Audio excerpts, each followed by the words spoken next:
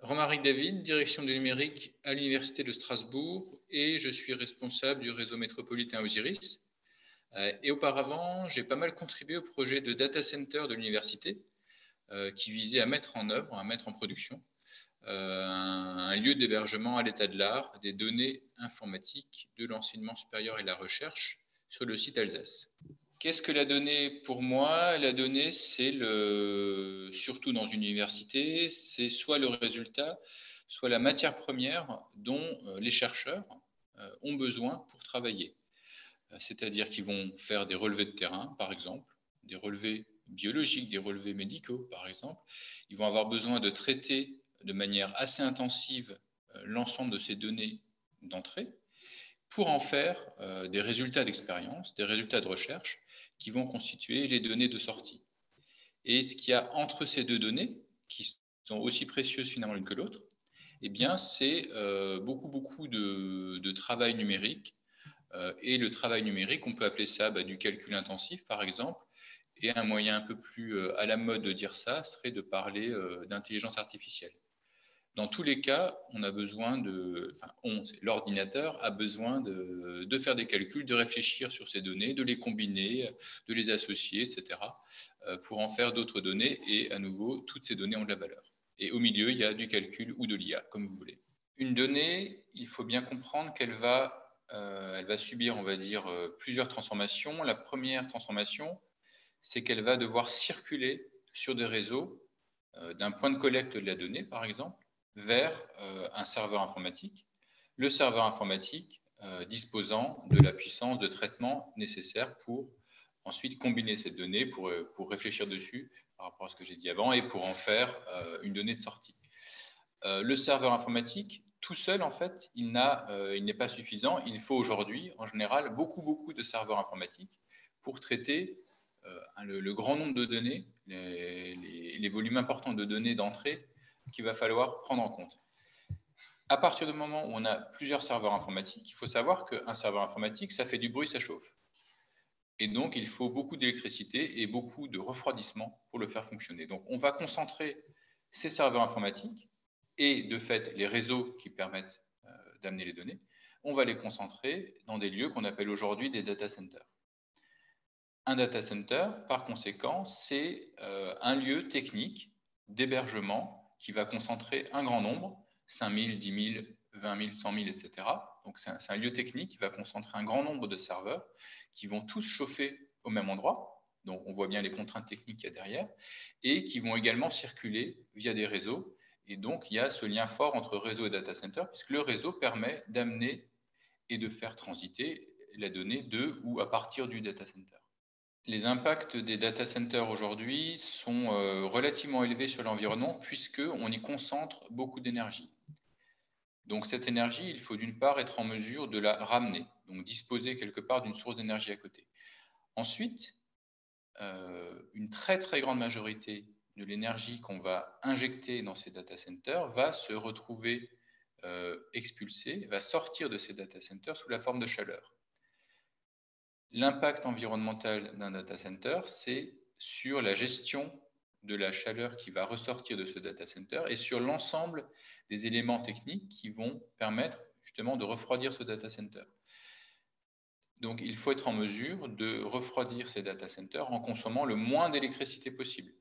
Parce que si on ne fait pas ça, on va ajouter à la consommation électrique des serveurs qui est déjà très élevée, on va y ajouter une seconde consommation électrique qui est celle de l'ensemble de l'environnement technique qui permet de faire fonctionner et en particulier de refroidir le data center. Donc, on peut considérer que la consommation électrique liée à l'informatique, elle est inévitable, même si on va bien évidemment chercher à l'optimiser. Mais à partir de cette consommation électrique inévitable, eh bien, on cherche, et ça c'est l'ensemble des techniques d'aujourd'hui qui permettent d'améliorer ces aspects-là, on cherche à minimiser la quantité d'électricité, d'énergie utilisée pour refroidir le data center. Et pour faire ça, les choix qui ont été faits à l'université et qui font du data center de l'université un green data center, sont en fait de s'appuyer sur finalement des sources de froid qui sont relativement neutres pour l'environnement, à savoir en particulier la géothermie, même en l'occurrence le géocooling, c'est-à-dire qu'on va refroidir le data center à partir de la nappe phréatique qui à Strasbourg est à proximité. Et dans les périodes de l'année, par exemple là en hiver, où on ne peut pas utiliser, enfin où on ne va pas, pardon, utiliser la nappe phréatique, eh bien on va réutiliser cette chaleur pour chauffer le campus de l'université qui est juste à côté. Donc on a vraiment ce double fonctionnement. D'ailleurs, le géocooling permet de consommer très très peu d'électricité pour refroidir le data center. Et quand on ne s'en sert pas, dans ce cas-là, on consomme peut-être un peu plus d'électricité pour récupérer la chaleur, mais par contre, justement, comme la chaleur est récupérée, eh bien, on peut la réutiliser. Donc ça, c'est le premier volet de l'aspect green du data center de l'Université de Strasbourg. Autre volet, c'est l'aménagement des salles informatiques, fait appel justement à des techniques, à des méthodes à l'état de l'art qui permettent d'optimiser au sein de la salle les flux d'air, ce qui fait qu'on va diminuer de ce fait le besoin de refroidissement, puisqu'on va refroidir au plus près des serveurs et que l'air qui permet de refroidir le serveur va suivre un chemin balisé qui optimise la consommation énergétique.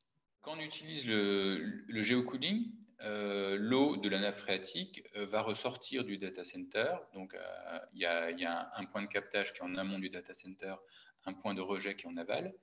L'eau qui est ressortie en aval va effectivement être réchauffée de quelques degrés, 2 ou 3 degrés par rapport à la température de l'eau en amont. Mais en fait, ce n'est pas très grave puisque au niveau de l'Eurométropole de Strasbourg, par exemple, et même au niveau du campus, nous ne sommes pas les seuls utilisateurs de cette nappe phréatique. Et il se trouve qu'en général, quand on utilise la nappe phréatique, c'est pour la refroidir. Comme ici on la réchauffe, finalement, eh bien, ça permet à nouveau, même intrinsèquement à la nappe phréatique, de réutiliser la chaleur qu'on a pu y injecter.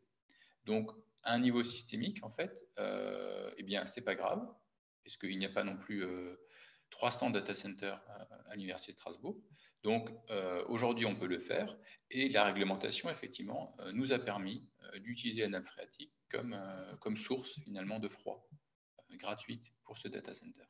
Un data center héberge un grand nombre de serveurs informatiques. L'enjeu, quand on regarde le cycle de vie, en fait, par exemple, du serveur informatique, l'enjeu, aujourd'hui, c'est de faire durer ce serveur le plus longtemps possible pour peser le moins possible sur l'extraction des ressources qui sont nécessaires pour construire ce serveur. Aujourd'hui, les serveurs informatiques de l'université, tout comme ceux de l'enseignement supérieur et recherche en France, bénéficient en particulier de garanties longues. On parle aujourd'hui de 7 ans de garantie sur site, qui permettent, au moins pendant 7 ans, et voire plus si on prolonge par d'autres moyens, à ces serveurs de fonctionner. Et aujourd'hui, faire fonctionner un serveur le plus longtemps possible, c'est la meilleure solution qu'on a au niveau environnemental pour en réduire l'impact environnemental. Par la suite, quand finalement on doit effectivement renoncer à utiliser le serveur, soit parce qu'il n'est plus assez puissant pour les traitements intensifs qu'on lui demande, soit parce qu'il ne fonctionne plus et qu'on n'est plus en situation de le réparer, eh bien, grâce au contrat cadre de l'université, on place ces serveurs dans des filières de retraitement contrôlées qui nous assurent qu'au bout du compte, les ressources qui sont encore présentes dans les serveurs vont être valorisées. Et j'ai beaucoup parlé de serveurs, mais à l'université, on a ça également pour l'ensemble des équipements informatiques. La gestion des données, en particulier des données de la recherche, est aujourd'hui une des préoccupations majeures de l'université. On a même une vice-présidence déléguée qui est en charge de ce sujet-là. Aujourd'hui, l'idée, c'est déjà de mettre en place les entrepôts de données qui permettent aux chercheurs de stocker ces données avec des protocoles et dans des emplacements sécurisés.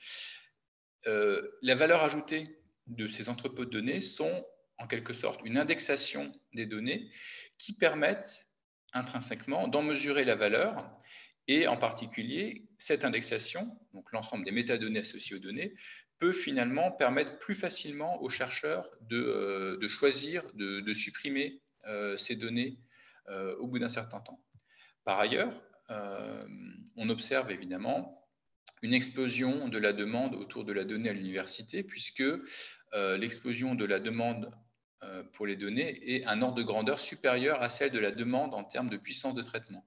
C'est-à-dire que la collecte des données, on va dire les chercheurs de toute discipline, et non pas ceux qui sont déjà organisés pour ça, mais les chercheurs de toute discipline se rendent compte finalement de l'intérêt qu'il y a pour eux à héberger ces données dans un entrepôt de données souverain de l'université. La valeur ajoutée de cet entrepôt de données permettra une mise à jour, un effacement rationnel et contrôlé de ces données, ce qu'on ne pouvait pas faire avant. Donc, paradoxalement, là, on se situe dans la première étape où, avant d'avoir une gestion pérenne et aussi avec des politiques d'effacement de ces données, on doit d'abord finalement les consolider au sein du même entrepôt de données. Et une fois qu'on aura ça, de par les métadonnées qu'on a, on pourra effectivement s'intéresser aux politiques d'effacement et mesurer la valeur de ces données. Il faut bien se rendre compte que le stockage des données, ce n'est pas du tout du virtuel. C'est récemment, on se rend compte que l'université doit investir dans du matériel qui est dédié et qui est volumineux, qui est bruyant et qui dégage la chaleur, etc. L'université doit investir dans du vrai matériel, matériel concret qu'on peut toucher, pour stocker ces données. Donc, de fait, ces données ne sont pas du tout virtuelles. Aujourd'hui, l'enjeu, c'est de faire passer ces données on va dire, du PC du chercheur dans son bureau, de sa clé USB éventuellement, à quelque chose qui est beaucoup plus sécurisé. Ça permettra de mettre en place des politiques de stockage puis d'archivage tout à fait raisonnées, et en s'appuyant au mieux sur les infrastructures nationales de l'enseignement supérieur et de la recherche. Par exemple, aujourd'hui, en France, il y a un centre de calcul situé à Montpellier qui s'appelle le CINES, qui a comme mission l'archivage des données numériques, enseignement supérieur et recherche. L'enjeu auquel vont être confrontés tous ces centres-là, c'est finalement comment est-ce qu'on traite l'explosion des données de manière éco-responsable. Et pour faire cela, d'une manière ou d'une autre, on va être amené à stocker les données sur des supports qui, tant qu'ils ne sont pas utilisés, qui consomment zéro ou le moins d'énergie possible. Mais le métier aujourd'hui d'archivage des données, c'est un métier à part. Il y a des archivistes qui sont spécialisés et qui font ça très bien et qui ont justement aussi ces notions de conservation, de durée de conservation des données en tête. Par exemple, pour une donnée issue d'un traitement, le chercheur, aujourd'hui dans les projets européens de recherche, doit déposer un plan de gestion des données, un DMP en Data Management Plan en anglais, et qui raconte effectivement tous ces aspects-là, acquisition, traitement, stockage, archivage et destruction. Parce que l'enjeu, il est, je l'ai situé avant national, mais il est évidemment européen et mondial. Je vois deux enjeux aujourd'hui autour du stockage des données.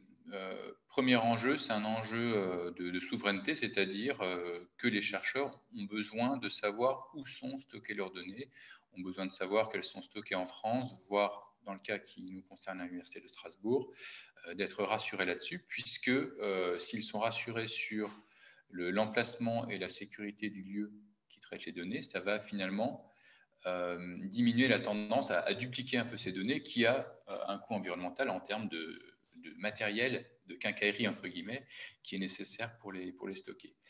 Deuxième évolution qu'on voit aussi, c'est que finalement, l'accès aux données depuis l'extérieur, donc soit pour des collaborations entre chercheurs, soit pour de la vulgarisation auprès du grand public, c'est une préoccupation qui est maintenant très très présente chez les chercheurs, et dans l'ensemble des collaborations recherche qui sont montées, par exemple là je pensais à l'Agence spatiale européenne, les protocoles d'accès aux données sont quelque chose de crucial, et l'université est alignée, ouvre finalement des protocoles standards d'accès aux données pour permettre que les données soient interrogées depuis l'extérieur plutôt que dupliquées. Parce qu'effectivement, en interrogeant les données, on va utiliser un réseau, très bien, mais surtout, on va éviter de répliquer ces données, ce qui aura en plus un coût matériel non nul.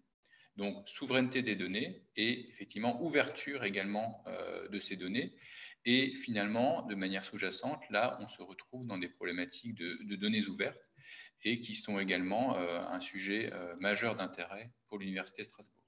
L'intérêt pour moi de l'ouverture des données, c'est également la créativité que ça permet, c'est-à-dire que les traitements, un chercheur une institution, un service central peut vouloir traiter les données d'une manière A pour un but, pour un certain but, donc avec une certaine finalité, pour parler un peu RGPD, avec des données ouvertes, c'est pour moi la porte ouverte à la découverte finalement, puisque on peut imaginer des nouveaux traitements sur ces données et donc voilà, une découverte, une nouvelle idée, etc.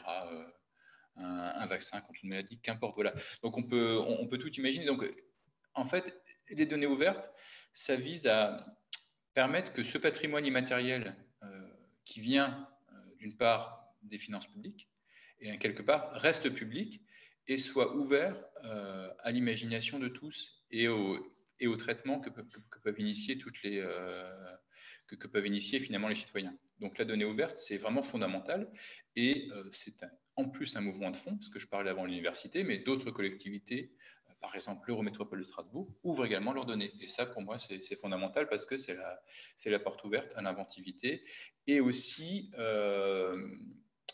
à partir du moment où le citoyen peut se saisir des données, eh bien, ça reste aujourd'hui, enfin, c'est aujourd'hui, ça reste, c'est aujourd'hui, ça devient aujourd'hui un moyen d'exercer sa citoyenneté que d'être que d'être en capacité d'accéder à ces données-là. Je suis convaincu qu'il y a un équilibre à trouver, bien sûr, entre la sérendipité, donc le fait de trouver quelque chose qu'on ne cherchait pas, et un usage extrêmement cadré. Quand même, c'est pas parce que, enfin, si une personne X ou Y me déroule, mettons, une théorie surprenante ou alors une analyse surprenante sur la base de données auquel il a pu accéder, pardon, le seul moyen que j'ai de réfléchir à cette analyse-là, c'est de refaire l'exercice. Donc de refaire la simulation, l'analyse, etc., à partir de ces données. Mais si je n'ai pas les données, finalement, de base de l'analyse surprenante qui m'est présentée, eh bien, j'en suis tributaire et je suis obligé de croire, finalement, celui qui me délivre le message. On voit bien, finalement, cette tendance à factualiser les messages qui nous sont délivrés. Quand on regarde pas mal de sites comme par exemple les décodeurs ou autres qui vont s'appuyer sur des faits pour valider une information. Eh bien, l'ouverture de la donnée, c'est la même chose, mais éventuellement à un niveau plus important, en tout cas avec peut-être plus de données d'entrée que quelques publications déjà faites. Mais si je n'ai pas accès à la donnée, je suis tenu de croire et on peut se poser la question de la pertinence de croire de but en blanc une affirmation compte tenu on va dire, de la popularité des fake news en ce moment. Donc pour moi, l'accès aux données, en fait, il est primordial et on se doit d'ouvrir les données. D'autant plus si elles ont été financées par l'argent public. L'avenir de la science de la donnée aujourd'hui, c'est être en mesure de comprendre les analyses, les raisonnements qui sont faits sur ces données. C'est-à-dire que finalement, quand on conçoit une méthode, un algorithme, un traitement qui réfléchit tout seul, en tout cas qui va être en mesure de trouver des chemins de réflexion non imaginés par son concepteur. Ça, c'est une longue phrase pour dire intelligence artificielle. Il faut toujours se poser la question du gros bouton rouge, à savoir, est-ce que je peux, premièrement, me passer de cette intelligence artificielle pour agir? Et ensuite, est-ce que je peux contester et expliquer le raisonnement qui a été tenu? C'est-à-dire que si un ordinateur me sort un résultat qui est absurde, je ne suis pas tenu de le croire simplement parce que c'est l'IA ou c'est l'ordinateur qui l'a calculé. Je dois pouvoir me poser la question du pourquoi ce résultat et quelle est la méthodologie. Donc, hormis l'accès aux données qui est maintenant, on va dire, admettons que ça soit acquis, les prochains data scientists doivent non pas finalement juste traiter des quantités de données, mais se poser la question du pourquoi de la méthode et de l'explicabilité de la méthode auprès du grand public. Et je pense que l'enjeu, il est là. C'est d'où vient cette donnée, d'où vient ce raisonnement. Si un algorithme dans la rue me désigne comme suspect et si de fait j'ai des contrôles d'identité toutes les 5 minutes, je dois pouvoir dire pourquoi, expliquez-moi, et je dois aussi pouvoir dire stop, par exemple.